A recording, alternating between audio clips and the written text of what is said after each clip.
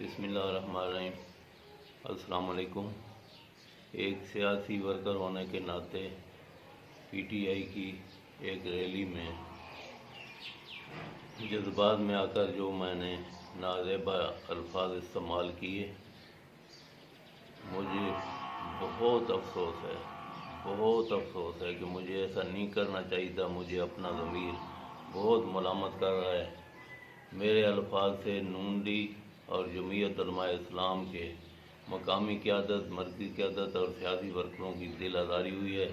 میں اس پر تحریری و تقریری معذرت کر رہا ہوں اور میرے پاس وہ الفاظ نہیں ہیں کہ جن سے میں ان سے معذرت کروں۔ مجھے بہت سخت افسوس ہے کہ میں نے مجھے اپنا ضمیر بہت ملامت کر رہا ہے، مجھے افسوس ہو رہا ہے۔